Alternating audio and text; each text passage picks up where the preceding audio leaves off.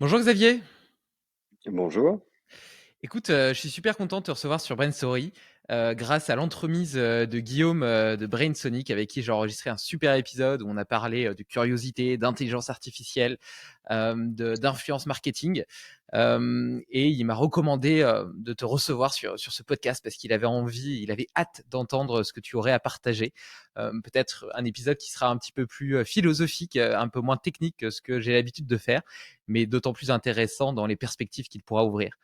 Avant de commencer, peut-être que tu pourrais déjà commencer par te présenter. Alors oui, je m'appelle donc Xavier Cazard, j'ai 59 ans, un âge assez avancé pour démarrer une aventure entrepreneuriale, mais de nature particulière puisque c'est de l'entrepreneuriat social. Avant ça, j'ai été journaliste, puis fondateur, cofondateur et directeur associé d'une agence qui s'appelle Entrecom. Et qui une belle agence qui fonctionne toujours et qui est une agence de contenu euh, qui est également partenaire de la Maison de la Conversation. Et donc, et aujourd'hui, on va parler de ce projet de tiers-lieu d'innovation sociale. Et qu'est-ce qui t'a donné envie de travailler dans la pub? Donc initialement, tu étais journaliste. Comment est-ce que tu as opéré ce switch? Le, j'ai démarré, enfin, j'étais très intéressé à l'époque par le fait de concevoir de nouveaux médias. Et c'était le début des contenus, de la réflexion sur les contenus qui démarrait par la presse d'entreprise. Donc, c'était vraiment, le digital n'était pas encore aussi important. Et là, les entreprises commençaient à voir la possibilité de communiquer hors média. Et donc, ça a été le début d'Entrecom, mais assez rapidement, on a découvert un nouveau territoire qui était celui d'Internet, avec des premières réflexions sur des contenus. Donc j'avais en face de moi des gens à qui je dis on va mettre des contenus, et ils me disaient on va mettre des datas, je dis non non on va mettre dans ces tuyaux, on peut mettre quelque chose d'autre, ça sert à quoi, etc. Donc il y avait une belle aventure qui a démarré à cet endroit, à ce moment-là. Ok. Et tu vois, j'ai l'impression que tu changes un petit peu de paradigme dans ta façon de voir la communication, de voir la publicité, de voir le marketing, dans la mesure où moi, en général, quand on me contacte, on veut faire de la perf, on veut faire de l'awareness, on parle de KPI. Oui, ouais. Toi, tu parles quand on a fait un petit call ensemble, tu m'as parlé à l'inverse de conversation, d'interaction. Tu vois, j'ai la sensation que dans beaucoup de campagnes publicitaires, on émet un message, on espère qu'il soit reçu, donc on cherche à avoir des interactions, à maximiser ces points de contact avec nos prospects, mais en réalité, c'est une interaction froide. Il n'y a pas de réponse, il n'y a pas de répondant, il n'y a pas de communication, il n'y a pas de conversation. Est-ce que tu peux me raconter un petit peu quelle est justement ta vision, toi, de la communication, ta vision de cette conversation? Ouais. Alors peut-être que justement je peux te donner un peu le petit comment avec le mot conversation on est arrivé d'une agence à un tiers-lieu qui s'appelle la Maison de la Conversation. Donc, quand j'ai vu les réseaux sociaux arriver, je me suis dit c'est incroyable, il y a une nouvelle manière de créer des relations, quelque chose de beaucoup moins vertical et de plus horizontal, sachant que l'agence est plus dans l'univers du corporate que du média, donc peut-être avec moins d'objectifs de performance et plus d'objectifs de visibilité, d'engagement, mais pas d'engagement forcément commercial.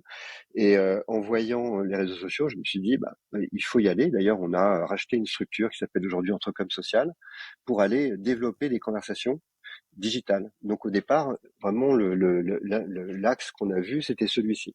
Et petit à petit, l'univers de la communication digitale s'est extrêmement professionnalisé, est devenu beaucoup plus technologique, comme tu le disais, assez froide.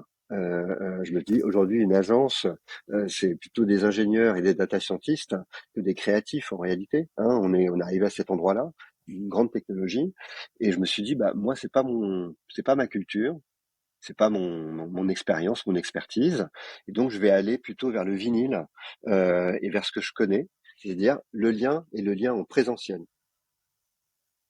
Et en se disant, et en partant du constat que quand tu regardes une organisation ou un collectif professionnel, bah en France, il est très cloisonné, c'est difficile de travailler ensemble, c'est difficile de mettre en place des dispositifs d'intelligence collective, que ça soit dans l'organisation, là on peut parler de com interne, de tout ce que tu veux, que ça soit entre l'entreprise, la marque et ses différents publics. tout cet univers, là, petit à petit, a avancé. On parle de communauté, on parle d'influenceurs, on parle, voilà, la création et l'engagement est quand même devenu le mot que tu vas retrouver partout, mais qui n'est pas vu de la même manière et qui ne s'organise pas forcément de la même manière. Et l'arrivée du Covid, de la Covid, a permis à beaucoup de personnes de l'arrivée et la fin, aujourd'hui, à beaucoup de personnes de comprendre la valeur du lien social, à quoi ça pouvait servir. Et nous, on est arrivé à ce moment-là de se dire, on allait retravailler sur quelque chose qui est en train de se perdre. Et justement, le digital y est pour beaucoup, et d'avoir des relations intelligentes, équilibrées, égalitaires avec d'autres personnes pour construire quelque chose qu'on n'a pas encore défini forcément, mais pour construire quelque chose, construire du collectif. Ouais, après, tu vois, c'est quand même une question complexe dans la mesure où une marque aujourd'hui, elle a accès à des moyens de communication. En fait, si tu veux, l'échelle, la portée de la communication aujourd'hui par le digital, par le mass média, par la télévision est tellement grande, permet d'atteindre des échelles tellement importantes que c'est, à mon avis, difficile de faire comprendre l'intérêt de rajouter et de réincorporer du lien social, du lien humain, qui évidemment sera à des échelles microscopiques par rapport à ce qui pourrait être fait sur un réseau social, par exemple. Ouais. Alors, la grande différence, c'est que si je reprends cette notion de conversation, elle s'inscrit à la fois dans un temps, dans un moment, là, celui qu'on partage, et dans un espace, qui peut être un espace virtuel, hein, qui est celui qu'on a aujourd'hui, mais en général, elle s'inscrit aussi dans un espace physique et sur un territoire. Pour moi, tu vois, un espace de conversation, ça a été un moment la place du village. Et puis Mmh. aujourd'hui, il n'y a plus tellement de place du village, hein, et c'est devenu dans les années 70-80 la MJC. C'est là où les gens se rencontraient pour se connaître, créer quelque chose ensemble. Et il y a de moins en moins d'espaces. Il y a des espaces virtuels, il y a des espaces, il y a des réseaux sociaux où le lien est marchandisé, mais où la relation, on le sent, peut être assez toxique parfois, pas aussi simple qu'on l'imaginait au départ. Et j'ai l'impression que pour une marque, retrouver un lien réel avec ses publics, avec ses communautés, peut donner beaucoup plus de légitimité et de force et de puissance à à des espaces digitaux ou à des espaces virtuels. Et donc, moi, j'ai un exemple très concret, hein. Aujourd'hui, la Maison de la Conversation, c'est un tiers-lieu d'innovation sociale, c'est une association. On est sur un territoire physique, hein, qui est un quartier prioritaire de la ville de Paris, dans le 18e, et on a un premier sponsor qui s'appelle Adidas. Adidas, c'est une marque qui connaît le digital 10 fois mieux que moi, qui bosse avec toutes les agences dans le monde entier. Et aujourd'hui, Adidas vient ici, pas pour mettre un sticker Adidas, mais pour créer une relation pérenne et suivie avec des communautés qui sont sur ce territoire, Ouais, c'est qui intéressant et c'est sur le plan quanti, si tu veux, sont assez faibles, mais cette relation et l'expérience que Adidas est en train de mettre en place avec nous ici, c'est-à-dire qu'en fait, très concrètement, on a une salle qui est designée et offerte par Adidas aux associations et aux jeunes du quartier pour venir vivre un peu l'expérience culturelle, le lifestyle des quartiers populaires avec du breakdance, hip-hop, mais d'autres choses. Et ça fonctionne. Et Adidas peut communiquer là-dessus, peut organiser des events, etc., etc. Mais il y a une base super concrète, extrêmement réelle. Et moi, j'ai pu voir la force de cette marque dans ce quartier.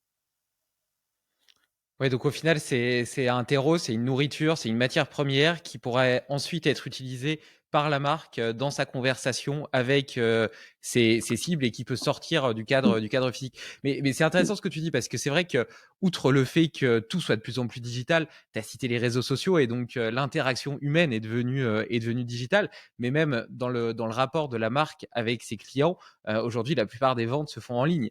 Même s'il y a mm, encore quelques initiatives qui fonctionnent bien, de type pop-up store ou les lieux éphémères, ce genre mm, mm, d'initiatives qui visent justement à essayer de mm. retrouver cette forme de lien. Le fait est que on se dirige de plus en plus vers des achats totalement dématérialisés. Et donc, ce lien entre la marque et le client prend une forme, une tournure complètement différente qui peut peut-être aussi conduire à une forme de perte de sens. Or, aujourd'hui, les consommateurs ont de plus en plus besoin de sens, ont envie d'adhérer aux valeurs de marque. Mmh. Et d'ailleurs, les challenge de plus en plus sur leur positionnement RSE, donc Mmh. sur la partie environnementale et aussi sociétale. Et donc, Mmh.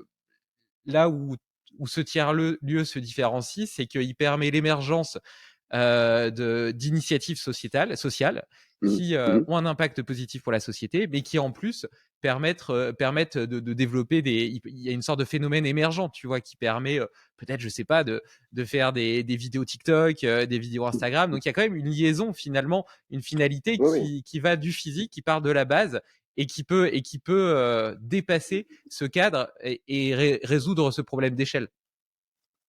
Heu, alors là, je suis complètement, tu vois, en adéquation avec ce que tu dis, mais avant de parler de ça, il y a aussi en tant qu'agence, quelque chose d'assez important, hein. On parle quand même pas mal et de plus en plus de communication responsable, hein. Tu parles de RSE pour les marques, mais pour les agences, il y a un sujet qui s'appelle la communication responsable, qui est un phénomène, hein, il y a un regard qui commence à se mettre en place, et le digital n'est pas du tout exclu de ce sujet-là, parce que le digital produit beaucoup un impact environnemental extrêmement puissant et négatif. Et un impact psychologique dont tout le monde commence à s'inquiéter aujourd'hui. C'est-à-dire que l'univers complètement dématérialisé n'est pas forcément l'univers dans lequel, de mon point de vue, on peut être en capacité de s'épanouir. On a besoin, nous, humains, d'être dans un lien physique réel à un moment donné. Sinon, on n'est plus ce qu'on est. Et pour moi, la conversation, c'est pas juste un média, c'est un outil qui permet de créer de la civilisation, donc du sens. Et pour l'agence, ça a été très intéressant de se dire, cette agence Entrecom, depuis une dizaine d'années, elle s'est positionnée sur la conversation, donc sur le lien. Comment recréer de l'engagement en utilisant comme outil la conversation qui peut vivre avec différents types de médias, du digital, du print, de l'événementiel, etc. À un moment, on s'est dit, bah, on va aller un peu plus loin et pour vraiment marquer ce territoire et ce positionnement, on va créer un tiers-lieu d'innovation sociale qui là est une structure associative qui a sa propre existence, sa propre vie, sa propre raison d'être et ses objectifs et qui va sur un territoire créer du lien avec des actions, une programmation, des initiations, des choses physiques et concrètes qui ont un impact positif qu'on peut mesurer de manière permanente, mais un modèle économique qui va reposer sur des acteurs divers et variés, qui sont en général des entreprises. L'agence, en arrivant dans le tiers-lieu, elle a elle-même commencé à évoluer dans son positionnement. Pire que elle était extrêmement tournée, elle l'est toujours, hein, sur la performance, les objectifs des projets. Mais en même temps, quand tu es dans un tiers-lieu, tu réalises d'autres, tu es au contact d'autres réalités. Et là, l'agence a avancé dans deux directions. L'une, c'est d'aller vers ce qu'on appelle les entreprises à mission. Donc, c'est d'intégrer dans son objet social une raison d'être qui a un impact social ou environnemental, qui est décidé par les salariés. Ça, c'est la première chose. Et la deuxième chose qu'a mis en place l'agence, c'est de se former à la communication responsable. Ça veut dire travailler sur l'éthique des messages. Ça veut dire travailler aussi sur l'éco-conception des campagnes qui vont être conçues par l'agence. Et enfin, de travailler en co-création avec les différentes parties prenantes de l'agence. Et le moment, quand tu arrives à cet endroit-là, bah, tu vas penser ton métier d'une manière un peu différente. Et je sais pas si tu vois, dans l'univers, j'ai l'impression que dans l'univers de la performance, je sais pas comment exactement ces données-là sont prises en compte. Est-ce que c'est uniquement du greenwashing ou est-ce qu'on commence aussi à se dire que les clients des agences ont aussi un souci d'éthique dans les produits qu'ils vont acheter. Ouais, c'est toujours l'éternel débat entre qu'est-ce qui est de la valeur et enfin qu'est-ce qui vient d'une recherche de valeur et puis d'une obligation, enfin d'une recherche de valeur, d'adéquation avec ses propres valeurs et puis d'un asset business. Et en réalité, les deux sont pas forcément à opposer. Tu vois, nous chez Mmh. Fabster, on transforme des campagnes classiques en campagnes à impact, impact Mmh. environnemental évidemment en mesurant, Mmh. optimisant et compensant l'empreinte carbone. Ça, on va dire que c'est vraiment niveau zéro. Impact sociétal en reversant une partie des budgets médias à des porteurs de projets ou des associations dans l'univers de la marque. Et puis le dernier qui me fait penser un peu à ce que tu fais, c'est l'impact émotionnel. C'est-à-dire qu'ensuite, on envoie une équipe, une petite équipe mobile de journalistes, d'ailleurs ça doit te parler, pour raconter l'histoire de ces projets qui ont été financés grâce à cette campagne. Et c'est pas du tout pour faire du greenwashing, c'est aussi pour mettre en avant ces associations qui font des choses merveilleuses en racontant leur histoire. Et puis, de façon concomitante, ben, ça améliore aussi la valeur perçue de la marque parce que c'est grâce à elle qu'on a pu financer ce projet et la durée de la campagne. Donc, tu vois, en fait, la frontière entre qu'est-ce qui est un asset business, qu'est-ce qui m'apporte, parce qu'en réalité, donc pour la marque, elle a plus de visibilité, une meilleure valeur perçue, plus de reach, etc. Donc, il y a une vraie valeur perçue en termes de business pour un coût qui est quand même relativement faible, entre guillemets. Et en même temps, bah, il y a aussi une valeur sociale et environnementale. Et tu vois, c'est un peu comme Uber qui avait fait une campagne publicitaire et qui avait dit rouler Uber Green, c'est moins cher. Et moi, j'aime quand même bien cette vision des choses. Je pense que c'est important d'avoir des valeurs. Nous, chez Fabster, à la base, on a toutes ces valeurs écologiques. On avait une charte éco-responsable. On avait été en 2019 les premiers à calculer notre empreinte carbone pour l'optimiser et la pas la monétiser, pardon, pour l'optimiser et la compenser. Euh, et avant, on avait presque honte de le dire parce qu'on avait peur que ça nous ferme des budgets, qu'on soit justement catalogué comme une agence green et que ce soit mal perçu. Alors qu'aujourd'hui, on l'assume complètement et c'est même un asset business. Mais ce que je veux dire par là, c'est que quelle que soit en réalité la sincérité de la démarche initiale, je pense que ce qui compte à la fin, c'est quand même que l'impact soit positif, tu vois. Et même si que ce soit l'agence, la marque ou autre le fait pour une raison business ou pour une raison d'éthique, quelque part, peu importe, tant que le résultat est là, non? Le, J'entends parfaitement ce que tu dis. En t'écoutant, il me vient une autre idée. On est quand même dans un dispositif où la spécialisation des agences, notamment, devient de plus en plus fine. L'agence qui va être sur soit un secteur, soit des technologies extrêmement précises, et va chercher à avoir un impact qu'elle peut habiller comme elle veut. Et je trouve qu'il y a de moins en moins de créativité. Hein, tu vois, tu as des gens qui vont être sur une performance extrêmement précise, mais les solutions qui vont être mises en œuvre vont être de plus en plus désincarnées. Tu vois, on va être dans quelque chose. Et là, ce que je vis d'une manière assez étonnante, en étant justement dans un modèle complètement hybride et nouveau d'une agence qui est hébergée dans un tiers-lieu, c'est qu'il y a euh, des regards sur les manières d'apporter des réponses aux enjeux de communication ou de marketing de telle ou RH, de telle ou telle organisation, beaucoup plus riches, beaucoup plus évolués, beaucoup moins systématiques. On n'est plus du tout dans la répétition d'une expertise, mais vraiment on retrouve tous les sens, tout le sens de ce que peut être une agence de communication, la créativité. Et je suis extrêmement frappé. Et quand je parle de la créativité, c'est une manière aussi de penser la communication, pas uniquement comme un dispositif qui va renforcer de la vente, du commercial, du business, etc. C'est une partie des choses, mais qui peut aussi amener l'entreprise ou la marque à penser son business de manière plus vertueuse. Pas uniquement en faisant de la compensation du bilan carbone, en plantant des arbres, etc., mais en pensant même à la façon dont tel produit pourrait apporter quelque chose de positif à tel ou tel public. Ce que tu fais hein, dans les marches que tu as, j'ai l'impression qu'il y a qu'on est ici aux avant-postes d'une manière de penser la communication qui risque de se développer dans les années à venir.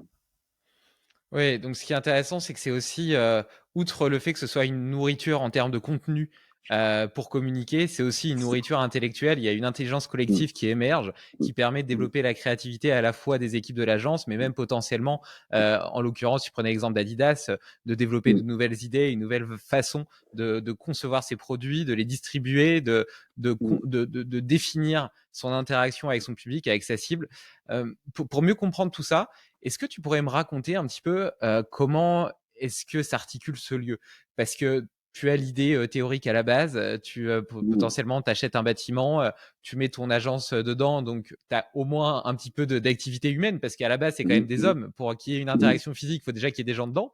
Puis après, qu'est-ce que tu fais? Donc tu trouves un premier sponsor, tu mets des flyers dans la rue pour qu'il y ait Mmh, des gens qui viennent dedans. mmh, Comment est-ce que ça mmh. prend vie tout ça? D'accord. Alors, donc là, déjà, ça prend vie parce qu'il y a une démarche et une intention qui est posée. Et la démarche, c'est de se dire, on crée un tiers-lieu qui va permettre de créer du lien sur un territoire. On s'est juste posé ça. On se dit qu'on veut avoir comme impact sociétal de créer du lien social. Et l'outil qu'on utilise, c'est la conversation. Le lieu, il y a un café. C'est la partie conviviale et qui paraît presque évidente, hein, surtout en France. Un coworking dans lequel l'agence est résidente permanent et des salles qui sont soit utilisées pour de la programmation, c'est-à-dire que pour faire vivre notre proposition, on a mis en place une programmation sociale et culturelle, c'est-à-dire des événements qui font vivre l'expérience de la conversation. Rencontre avec, une table ronde dans laquelle le public est sur la table et les experts sont à l'extérieur. On cherche des formats de conversation qui permettent à chacun de vivre cette expérience en étant à égalité avec les autres, en étant dans une ambiance conviviale, comme je le disais, en étant aussi dans une recherche d'utilité, parce que la conversation, c'est être dans une logique de don et de contre-don. Donc on fait vivre cette expérience gratuitement et on invente grâce à ça des formats que tu pourrais qualifier d'événementiels quand tu es une agence et qui permettent de drainer un public. Et pour faire ça, on a été voir tous les acteurs du territoire, la mairie, les associations, etc., etc., pour co-concevoir cette programmation avec eux. Et aujourd'hui, tu as à peu près 1000 personnes qui viennent chaque mois dans la maison de la conversation vivre l'expérience et se nourrir de l'expérience de la conversation. Donc nous, on dit on est un contexte dans lequel tu peux venir. Et donc il y a des particuliers qui viennent, il y a des associations qui viennent, mais il y a aussi des ONG, des entreprises, des collectivités. Et tous ces gens sont pas habitués à se rencontrer Hmm. de cette manière-là. Et c'est ça qui va créer, si tu veux, à la fois beaucoup d'attrait, mais une expérience un peu nouvelle qui permet à des gens qui ne se rencontreraient pas autrement de se rencontrer ici. Et c'est vraiment un territoire d'expérimentation dont l'agence qui est installée dans le coworking peut se nourrir.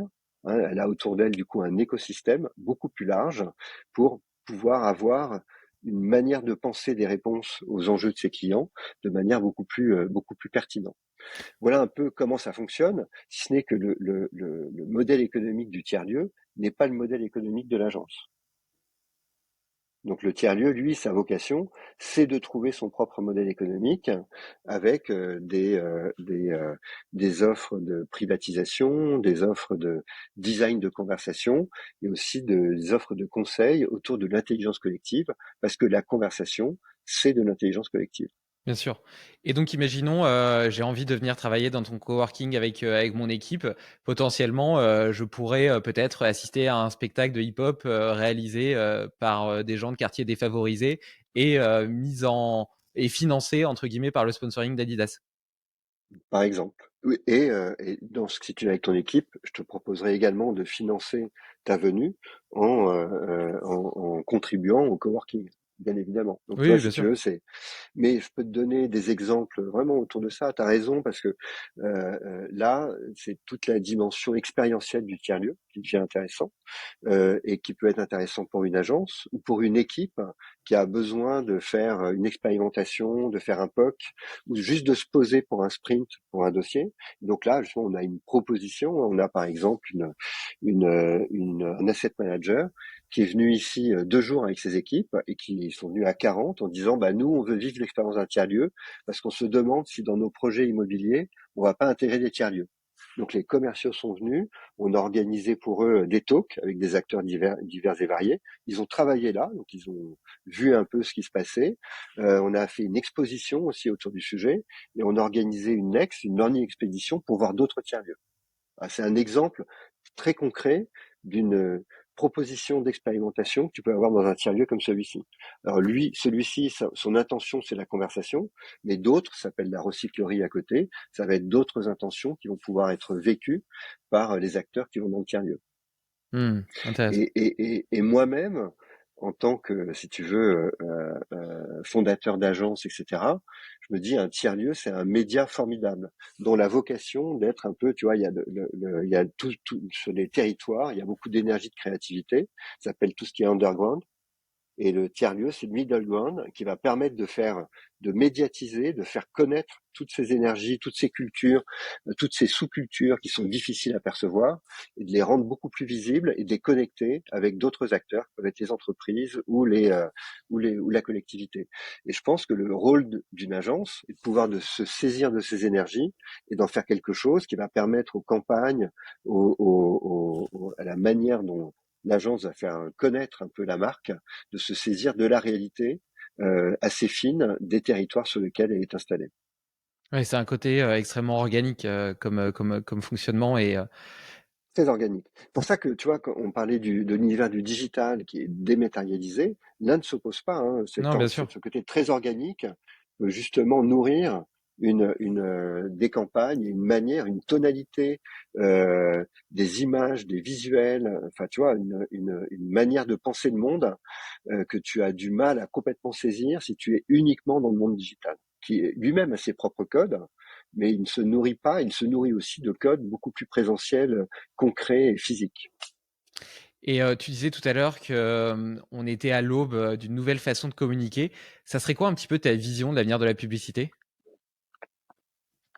Alors, moi, j'ai pas, je en étant ici, j'ai une vision qui bien sûr se structure. On parle voilà, j'ai l'impression que on est à un moment où va continuer à se développer une communication extrêmement outillée et digitale, extrêmement performante, hein, mais de plus en plus avec une granularité de plus en plus fine. Euh, et les applis génératives, etc., vont contribuer à accélérer ce mouvement. Et à- alors, j'ai l'impression qu'à côté de ça, il y a aussi tout un autre mouvement qui s'oppose à cette vision des choses et qui voit aujourd'hui l'essor de communautés plus alternatives, dont l'enjeu, hein, ils sont pas du tout opposés au digital, mais l'enjeu est de se réapproprier la notion de collectif pour être beaucoup plus outillé et engagé dans la transition qu'on est en train de vivre, hein, qui est une transition environnementale et une transition sociale. Et du coup, je me dis, est-ce que la publicité va s'aligner sur ces enjeux de transition ou va rester hors sol, hein? Le vrai sujet, il va être à cet endroit-là. Et pour moi, j'ai l'impression qu'on a plutôt des structures qui vont d'un côté et des structures qui vont de l'autre, parce que je trouve qu'aujourd'hui, l'univers activiste, et je dis ça, j'espère que c'est pas flippant de dire ça, mais il est super bon en communication. C'est-à-dire qu'avec très peu de moyens, euh, les activistes peuvent avoir une couverture médiatique extrêmement forte. Et aujourd'hui, le sujet des activistes, c'est pas d'avoir uniquement une couverture médiatique, mais c'est aussi de travailler sur la prise de conscience et sur les changements de comportement. Euh, Qu'est-ce que la publicité comment la publicité et les organisations vont se nourrir de ça? Je pense que se nourrir de ça, c'est d'être plutôt à un moment aligné à ces enjeux. Et du coup, la publicité va sans doute elle-même, dans sa manière de fonctionner, essayer de trouver des drives plus vertueux. Et je trouve que ce que tu donnais comme exemple de ta propre expérience, c'était une illustration très intéressante. Ouais, c'est gentil, c'est intéressant ta vision parce que après c'est vrai que les activistes aussi ont généralement une communication qui est très polarisée et qui par Mmh, conséquent, tu vois, de manière générale quand tu es clivant, tu mmh, arrives forcément à avoir un impact qui est beaucoup plus important que, lorsque tu choisis un petit peu la voie du milieu. On peut prendre l'exemple des régimes, je trouve que c'est un mmh, bel exemple pour illustrer ça. Si tu dis: «Oh bah, en fait le meilleur régime, c'est d'être omnivore», bah, ça fait pas bander grand monde. Par contre, si tu dis, il faut être cétogène, manger que du gras, ou à l'inverse, hyper protéiné, manger que des protéines, carnivore, manger que de la viande. Bah là, tout de suite, c'est clivant et donc l'impact en termes de communication est beaucoup plus important et démultiplié. heu, alors, c'est vrai que c'est là où je distingue la partie, vraiment, communication, alerte, lanceur d'alerte et cetera. Donc comment, exister médiatiquement, l'autre travail de fond qui est comment réussir à créer des communautés puissantes Hmm. qui soient embarquées dans un projet. Et ce projet peut être, moi, ce qui m'a beaucoup frappé, par exemple, en ayant comme sponsor Adidas, c'est l'attrait qu'a pu créer cette marque auprès de jeunes de quartiers populaires qui voient un élément de fierté Hmm. à avoir Adidas qui s'installe dans le quartier, mais dont les valeurs sont complètement incarnées dans un style de vie et pas uniquement dans une consommation de vêtements. Ouais, c'est Et identitaire. donc c'était très identitaire. Et là, je me dis qu'en décidant d'avoir une communication qui n'est pas que digitale, comme on disait tout à l'heure, tu rentres vraiment dans une logique de preuve, dans une logique de création de collectifs, de communautés, et dans quelque chose, dans une approche de la communication que je trouve quand même beaucoup plus pertinente, intelligente, et je n'en mesure pas l'efficacité. Après ça, c'est le rôle des agences, parce que nous, on n'est pas du tout l'agence, on est juste un outil qui permet à un moment aux agences de faire vivre l'expérience de la marque. Non, mais c'est vrai, c'est un phénomène émergent. Et d'ailleurs, c'est un petit peu aussi le sens de l'essor du personal branding, justement de ces chefs d'entreprise qui incarnent de plus en plus leur boîte, leurs idées, leur expérience, leurs échecs, mais aussi leurs réussites, et qui crient haut et fort leurs valeurs, quitte Mm, à être à polariser un petit peu leur mm, communication, mais justement pour donner vie à la marque et qu'elle soit pas mm, simplement un produit, mais aussi une forme de religion. mm, Sans le côté dogmatique, mais plutôt avec toutes les valeurs, les mythes mm, et mm, et les rituels que ça implique. mm. Ouais, il y a quand tu parles de ça, nous, dans les valeurs de la maison de la conversation, il y a une valeur qui s'appelle l'inclusion. Donc au début, on a beaucoup travaillé sur l'inclusion en termes de diversité, d'ouverture, qui sont des valeurs que plein de marques, hein, comme Adidas, peuvent avoir. Et aujourd'hui, on est en train vraiment de voir l'inclusion avec aussi un autre aspect qui est comment arriver dans une communication à avoir un masque social moins important. À plein d'endroits, on est dans l'évitement. Et dans des communications, alors digitales, on est dans l'évitement parce qu'on peut être anonyme, donc les gens peuvent être extrêmement agressifs dans les prises de parole, etc.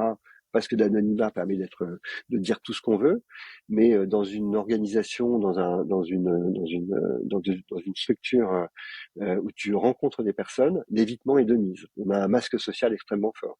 Aujourd'hui, ce qu'on attend de plus en plus, c'est de l'authenticité. Si on veut avoir une portée dans ce qu'on fait, il faut être capable d'être authentique. Et j'ai l'impression qu'aujourd'hui, je suis très frappé par ce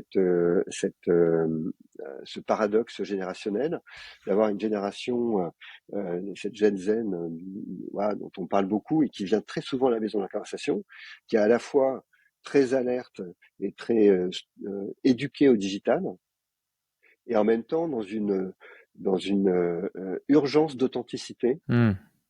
Et cette authenticité, elle se vit dans le présentiel et dans le lien. Et je pense que la communication purement digitale, elle ne va pas capter cet endroit-là. Je suis d'accord avec toi. Il faut, et que si on veut avoir, et si les marques veulent avoir une portée, elles-mêmes, il va falloir qu'elles aient un discours plus authentique. Et quand je dis un discours, c'est aussi une réalité.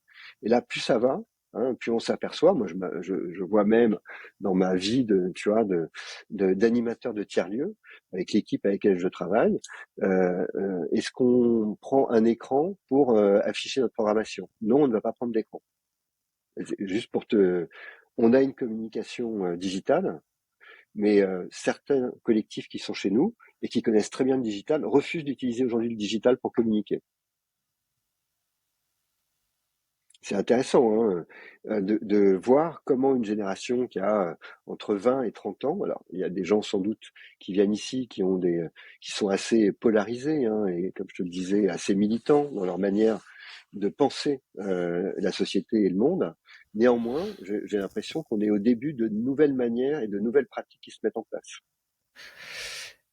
Et compte tenu de tout ça, si, imaginons, Adidas se lance aujourd'hui, tu es leur directeur marketing et tu as 1 000 000 € de budget média, qu'est-ce que tu ferais? Ça serait quoi un peu ton plan de communication idéal? quelle question, hein, tu me mets dans l'embarras. C'est une façon, attends, je vais t'aider. C'est une façon détournée de Ouais. te demander quels sont les signaux faibles qui t'enthousiasment, les supports, les phénomènes émergents Mm. que tu vois autour de toi et que tu trouves intéressants, dignes d'intérêt et peut-être pas assez popularisés. Bien évidemment, le plan média, il dépend des objectifs perf, awareness, etc., machin. Moi, c'est pas ça qui m'intéresse. Ce qui m'intéresse, c'est que tu me dises qu'est-ce qui t'enthousiasme, qu'est-ce que tu vois autour de toi et qui te semble être, devrait être plus regardé, plus observé, que ce soit en termes de support, de strat, de, voilà. Je vais prêcher par ma paroisse parce que je peux dire ce que fait Adidas, qui est d'investir un tiers-lieu. Mais parallèlement, Adidas est en train d'investir un aréna Porte de la Chapelle qui va être ouvert pour les Jeux Olympiques. C'est la première fois qu'une marque d'ailleurs le nom de la marque va être sur un équipement de cette nature. Et donc je me dis tiens, Adidas est en train d'avoir une communication qui va mélanger un impact sur un territoire avec une communication digitale. Et je me dis que d'arriver à cet endroit-là, c'est quelque chose d'assez important, et que l'étape de derrière, ça va être de travailler sur l'authenticité de sa démarche, qui est pas uniquement dans la qualité de ses produits, les process de fabrication, etc., etc., mais sur comment l'authenticité entre les équipes d'Adidas, leur métier, le sens qu'elles vont trouver dans leur métier et le lien avec les consommateurs va pouvoir se mettre en place. Aujourd'hui, je trouve qu'on est quand même encore à des endroits où, et je parle pas d'Adidas, hein, je parle de plein de marques, où il y a une rupture totale entre ce que je dis et ce que je fais. Hmm. Et c'est cette distance-là qui devient de plus en plus problématique. Et je pense que le plan marketing idéal, c'est celui qui arrivera à réduire cette distance-là entre le perçu, enfin ce que je veux faire percevoir et ce que je fais vraiment. Et je reviens peut-être sur cette notion d'inclusion dont je te parlais et de nécessité à un moment où les enjeux à la fois environnementaux et sociétaux deviennent critiques. Tu peux plus être dans l'évitement et dans une sorte de sophisme qui fait que voilà, le contexte de la communication devient, ou même la communication, devient plutôt un facteur de la dégradation globale du système dans lequel nous vivons, faire société, que voilà.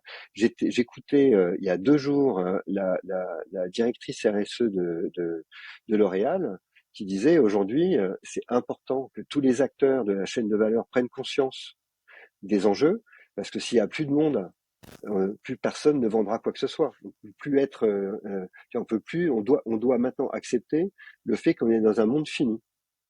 Oui, bien Ce sûr. que je veux dire, c'est que par rapport, et tu parlais de philosophie tout à l'heure, par rapport aux enjeux du marketing et de la communication, ils sont à cet endroit-là. Sinon, ça va être, je sais pas si tu avais vu ce film La Haine, Oui, t'as oui. un mec qui se jette d'une tour et qui dit tout va bien. Avec Vincent Cassel. Voilà. Et donc il se jette par la fenêtre et il dit tout va bien. Bah ici, on est un peu à cet endroit-là, on est dans le vide, on dit tout va bien, mais tout ne va pas bien. Je C'était pense que déjà du coup, l'objet du rapport de Maslow dans les années, je sais plus 80 ou 90. Ces chercheurs du MIT qui avaient fait plein de modèles prédictifs et qui conduisaient de toute façon, d'une façon ou d'une autre, à un effondrement de l'humanité parce qu'ils disaient que justement, on peut pas avoir une croissance infinie dans un monde fini. Et alors, ils s'étaient amusés à truquer, à truquer les chiffres en mettant par exemple eau illimitée ou immunité illimitée ou nourriture illimitée. Et même en truquant les chiffres, quand ils arrivaient à régler un facteur de catastrophe, et ben il y en avait un autre qui pétait. Et donc au final, d'une façon ou d'une autre, ils avaient montré par un modèle mathématique et statistique que justement on pouvait pas avoir une croissance infinie dans un monde fini, ce qui paraît assez évident. Je suis d'accord. mais je pense que ce sujet d'alignement, hein, de congruence, hein, tu peux prendre pour tous les acteurs de l'univers du marketing et de la communication, est un sujet fort, hein, parce que les métiers de la pub ont eu beaucoup de succès, hein, enfin tu vois, c'est des métiers qui ont attiré beaucoup de talents, mais aujourd'hui c'est plus le cas. Mmh. Quelqu'un qui a fait une bonne formation, il va pas aller bosser dans le marketing et la com. Donc je pense que c'est des métiers en eux-mêmes qui ont beaucoup de questions à se poser sur quelle est leur valeur sociale, quel est leur impact, comment demain ils vont être en capacité de recruter des talents. Et les directions marketing, elles sont, tu vois, des marques, elles sont aux mêmes endroits. Donc c'est vraiment un secteur là qui est et qui il y a plein de moments, hein, on le voit, qui est en train de penser un peu son métier, comment renouveler ce métier. Et nous ici, avec ce projet de maison de la conversation et d'agence de contenu en parallèle, on fait partie des initiatives, des expérimentations qui montrent qu'il y a une autre manière de faire les choses. Alors, on n'est pas une agence tu vois, une agence média, mais plutôt hors média, hein, donc c'est un peu un univers un peu différent. Mais pour moi, c'est une expérimentation dont on est qu'au commencement et qui peut être aussi un exemple pour d'autres structures qui vont chercher aussi des manières de faire leur métier. Et donc, il y a des annonceurs qui sont aussi intéressés par cette approche. Et justement, si on est intéressé par cette approche, comment est-ce qu'on fait pour travailler avec la maison de la conversation, savoir un petit peu quelles sont les initiatives, comment participer ou financer un événement, se rendre Mhm. au coworking, etc. Ou te contacter même tout Alors, simplement. non, alors, on a tout simplement un site sur lequel tu as l'agenda et une adresse email qui est bonjour@maisondellaconversation.org. Donc c'est assez basique. Là, il y a une équipe, hein, on a une équipe avec des permanents, des salariés, des services civiques, hein, vraiment des bénévoles, des gens merveilleux, super engagés et qui vont pouvoir répondre aux différents enjeux des organisations ou des marques qui viennent ici, et avec qui à chaque fois on essaie de penser une proposition qui ait du sens pour nos bénéficiaires qui sont les habitants du quartier. Hmm. Donc c'est très intéressant. Et nous, et je réponds pas clairement à ta question sans doute, mais on se voit vraiment comme un contexte dans lequel les choses sont possibles. On n'est pas une agence, tu vois, on n'arrive pas du tout avec cette approche-là. On est vraiment un contexte dans lequel on va pouvoir discuter d'une proposition, la faire avancer, peut-être changer le brief pour créer quelque chose qui ait de l'impact pour les différents acteurs. Vous avez une intention, un positionnement, et à partir de cet environnement, vous pouvez faire émerger quelque chose dont on ne sait pas encore à quoi ça ressemblera, mais qui sera parfaitement fité à la fois pour les besoins du client et en même temps l'environnement dans lequel il s'inscrit. Voilà, tu vois, par exemple, un exemple assez concret, il y a une marque qui nous a demandé est-ce que vous pouvez faire un job dating pour nous? Nous, dans nos enjeux d'impact sociaux, c'est l'accès à l'activité professionnelle pour les jeunes du quartier. On leur a dit, bah, bien sûr, c'est super de faire ça. On a été voir Pôle emploi, donc tu vois, des acteurs publics. Donc on a fait de la co-conception et on leur a dit, on va organiser le job dating, vous allez financer l'expérimentation. Et comme vous êtes entreprise à mission, vous allez mettre cette méthode en common license pour d'autres entreprises. Tu vois, Mmh. la logique qu'on essaie de mettre en place, et on essaie à chaque fois de trouver ce type de réponse Ouais, c'est super. pour les entreprises et les marques qui viennent nous voir. Du coup, il y a une grande créativité, mais il y a à chaque fois une recherche d'impact très concret dans une campagne, dans une proposition qui pourrait être mise en place ici. Je le disais au début de notre échange, c'est grâce à Guillaume qu'on a pu enregistrer cet épisode. Est-ce que tu aurais envie de transmettre le flambeau à quelqu'un d'autre? Qui est-ce que tu aimerais entendre sur Ben Story? Alors, j'ai des camarades qui sont pas une agence de communication, mais plutôt un bureau d'études et qui travaille sur la performance dans la communication, qui s'appelle Occurrence et dont ils sont peut-être en train de changer de nom parce qu'ils ont rejoint BVA. Et le porteur de cette agence s'appelle Assael Adari. Et je trouve que c'est quelqu'un qui a une pensée extrêmement pointue sur l'univers de la communication, puisqu'il rentre tu vois, sur l'angle impact et efficacité de la communication, et également sur ce qu'est la communication responsable. Ok, super intéressant. Est-ce que tu pourras faire une intro? Ah, bien sûr, mais Merci. tu vas l'avoir dans la minute. C'est très gentil à toi, Xavier. Écoute, je te remercie pour cette ouverture, pour toutes ces réflexions. Et c'est vrai que, tu vois, l'impact RSE, il est souvent vu un petit peu sous le même prisme. Tout le monde fait un petit peu la même chose. Et puis, c'est souvent le niveau zéro, on va dire, de ce qu'on peut faire. Et j'aime bien cette idée de montrer qu'en réalité, ça doit se traduire et s'envisager dans chacune de nos actions et pas seulement une surcouche qu'on rajoute en plus pour se donner bonne conscience. J'aime bien. Et puis j'aime bien aussi la façon dont tu rajoutes l'aspect sociétal, l'aspect physique, l'aspect territorial aussi dans cette démarche. Donc merci pour nous avoir aidé à élargir notre vision de la communication, de la publicité. Et puis je te souhaite une très belle journée et un bon week-end. À bientôt. Merci David, à très bientôt. Au revoir.